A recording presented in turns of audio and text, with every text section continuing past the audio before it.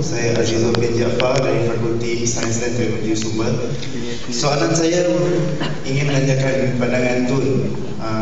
Bagi saya pandangan Tun saja yang boleh saya buat hati dengan apa yang soalan saya nyatakan. Apakah pandangan Tun tentang pelaksanaan hukum hudud di Malaysia? Dan saya ingin nyatakan kepada Tun, kenapa sesetengah negeri di Malaysia yang diperintah oleh kerajaan yang beraliran Islam tidak melaksanakan hukum tersebut di negeri mereka sendiri. Sekian, terima kasih.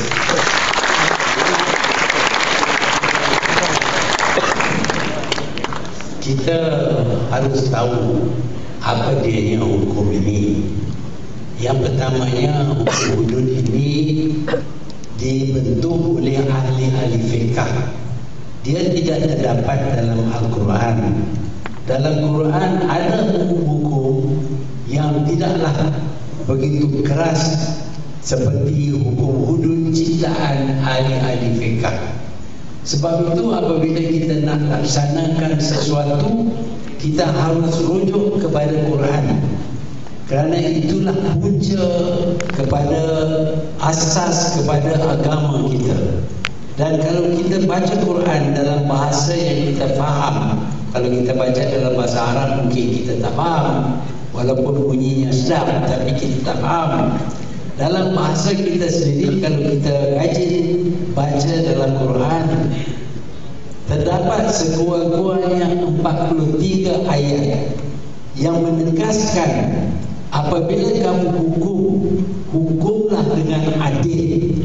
Dalam Islam yang utama bukan hukuman itu, bukan pun saksi yang empat, tetapi hukuman yang adil. Kita hidup dalam masyarakat berbilang agama. Ada pendapat yang disuarakan oleh pihak yang nak melaksanakan hukum hudud di Malaysia. Mereka berkata bahawa hukum hudud ini akan dikenakan kepada orang Islam saja. Orang bukan Islam tidak akan dikenakan hukum hudud. Apa akan terjadi apabila seorang orang Islam dan seorang orang bukan Islam melakukan satu jenayah, mencuri umpamanya? Apabila kita hukum mereka, yang Islam kita potong tangan, yang bukan Islam kita masuk dalam jail selama 2 bulan. Kalau kita tanya kepada diri kita, apakah ini adil? Adilkah? Orang Islam putus tangan, orang bukan Islam masuk jail 2 bulan, lepas itu keluar bebas. Adilkah? Kalau jawapannya tidak adil, dia bukan Islam. Dalam Islam hukuman mesti adil.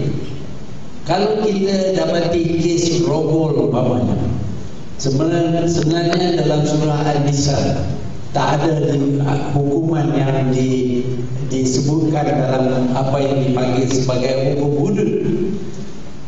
Apabila seorang wanita dirogol, dia kenal betul-betul siapa yang merogolnya, tetapi dia tak dapat mengadakan 4 orang saksi yang bebas daripada dosa besar untuk memberitahu kepada mahkamah bahawa dia dirogol oleh sebulan-sebulan.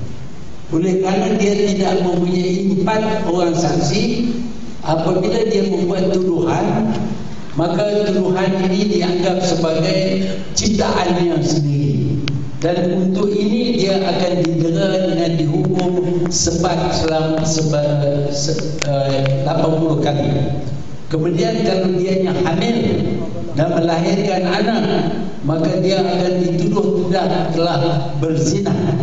Dan dulunya hukuman bagi orang yang berzina ini tak dalam Quran, tetapi orang ahli fiqh kata hukuman bagi orang yang berzina ini ialah rejam dengan batu sampai mati.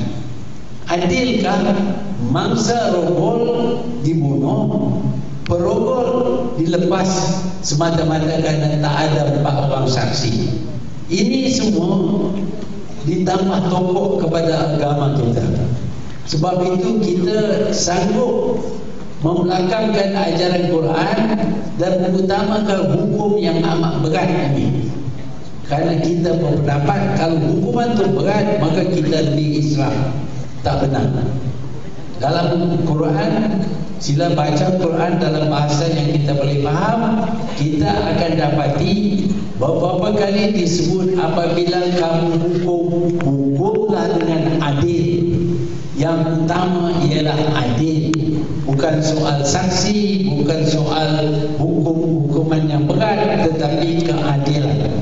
Sebab itu mereka yang membuat cadangan hudud yang nak laksanakan hukum hudud, mereka sebenarnya bukan bercakap berkenaan hukum Islam, tetapi ini adalah ciptaan mereka sendiri dan kita tidak dapat terima. Terima kasih.